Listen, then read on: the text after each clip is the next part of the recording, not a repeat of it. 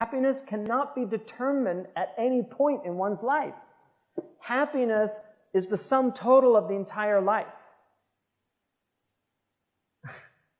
To be sa'id or to be shaqi is not determined at any one point in your life. And this is why the Western pursuit of happiness is a psychological state. And this is why they will use antidepressants to get that state.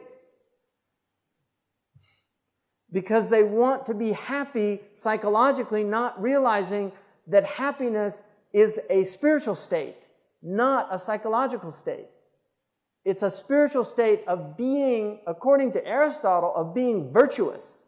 In our tradition, of being amongst the people of Sa'ada, which are the Su'ada, are the people, Taha, ma anzalna alayka al-Quran li tashqa. We didn't send this book for you to be miserable. Mafhum and mukhalafa, anzalnahu li tas'ad. We sent it for you to be happy. فَبِذَلِكَ فَلْيَفْرَحُوا هُوَ خَيْرٌ مِمَّا يَجْمَعُونَ. Let them rejoice in the book and the sunnah. It's better than what they're gathering from dunya that they're trying to make them happy. Because every pursuit in life is a pursuit for happiness. If you ask somebody, what do you want in life? They say, I want money. Money is not an end. Because you'll say, why do you want money? And they'll say, well, because it'll give me freedom. Why do you want freedom? You can keep asking them that. In the end, they have to come to the conclusion what they really want is to be happy. And that's why happiness is an end in itself. It's not a means to another thing. I'm not happy to fall in love. I fall in love to be happy. I'm not pursuing wealth merely to the pursuit of what, unless it's pathological. Because you can have, like, there are people that are pathological, they're diseased people, they have pathologies, like the miser who collects wealth, he doesn't benefit from it. He's actually poor. Because wealth is what you use, it's not what you have. Your rizq, there's a khilaf amongst the ulama, but the rizq really is what you use, not what you have. Because you might be acquiring it for somebody else, and you don't even know it. So happiness is what we want, but you are going to have difficulties in your life.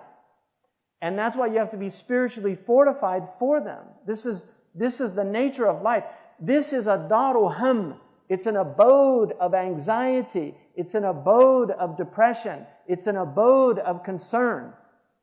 Right? This is the great noble truth that, the Eastern traditions, that life is suffering. Life is suffering in that the nature of life is its impermanence. And things that are impermanent will never give you true satisfaction. The only thing that will satisfy you in life is what's permanent. And the only thing that is permanent is Allah subhanahu wa ta'ala. And this is why no matter what you're going after in dunya, it's all an illusion that you're pursuing if you're not pursuing Allah subhanahu wa ta'ala. To be in a state of knowing your Lord. Because with that comes happiness. With that comes contentment. And this is why the awliya are the most contented people in the world. Nothing phases them.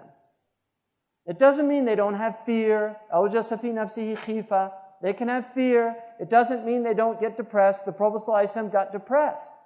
We know that he had huzn. When his son died, he grieved. Grief is a human condition. It's not a negative thing. In fact, grief can open up a door that might have been closed before it happened. And Allah will often put grief into your life in order for you to call on Him and come back to Allah subhanahu wa ta'ala. And that's why you have to embrace that gift. Because if you're a believer, it's a gift. You might not see it, but it is a gift. This is our belief. عَجَبًا لِأَمْرِ الْمُؤْمِنِ فَإِنَّ أَمْرَهُ كُلَّهُ لَهُ خَيْرٌ. Sahih Muslim, Suhaib al-Rumi said, our Prophet ﷺ said, how wondrous is the believer's affair because all of it is good. إِنْ ابْتَدَاهُ صَبَرٌ. If He tries him, if God tries you, He's patient. And if He gives you, He's grateful. Now, there are those who will see the gift in the tribulation, and then that's the highest maqam. قَلِيلٌ مِّنْ عِبَادِيَ الشَّكُورِ. Few of my servants are always grateful. Shakur is always grateful. Right? And what does Iblis want?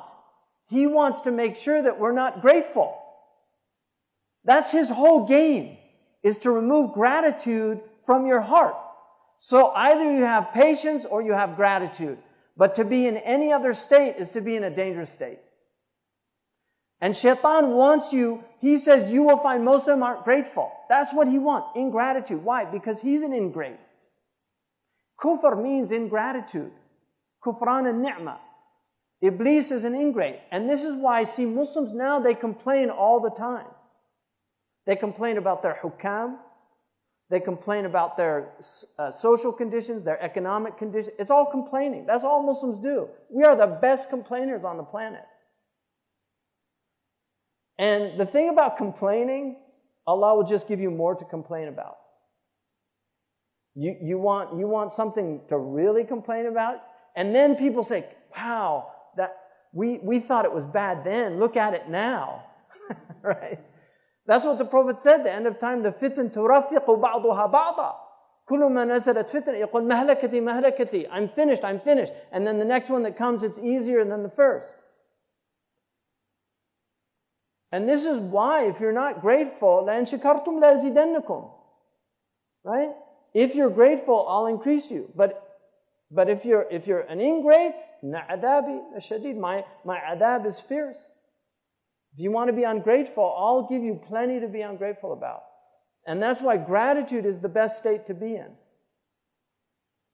The best state to be in is to be in a state of just thanking Allah subhanahu wa ta'ala. If you're in aman, thank God you're not in chaos. If you're in chaos, right, thank God you have iman. At least you have some frame to understand it. Because there's people in chaos that lose their faith. Right? And the idea of losing faith, I mean, may Allah not try any of us with great tribulations, but the whole point of faith, and the new atheists, their argument is that faith is unreasoned belief. For us, it's not. It's reasonable. Our religion is a religion, the Quran is filled with proofs. Look at the dead earth, how we brought it to life. Don't you think we can do that to you? Use your brain. Do you think this all came out of nothing? Do you think you were created for no reason? Right? أَيَحْسَبُ الْإِنسَانَ أَنْ يُتْرَكَ سُدًى. Does he think he's just going to be left without any reckoning? That he can go and do all this horrible stuff in the world, to oppress people, steal their wealth, rape their children, right? Do all these terrible things, and what? Nothing's going to happen to them? So, these three, the ظَالِمٌ لِنَفْسِهِ, the one oppressing himself, the muqtasid, and the sabiqun bil khairat, they are all part of this ummah, if they're believers.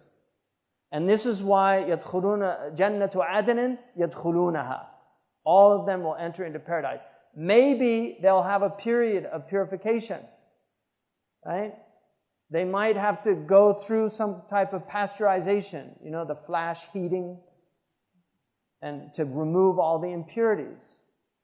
That's possible. Qala ibn Abbas wa ibn Mas'ud, two of the greatest of the interpreters of our religion from amongst the Sahaba. Al-asnafu al-thalathatu kulluha fi hadhihi al-ummah al-Muhammadiyyati wa kulluhum fil jannah.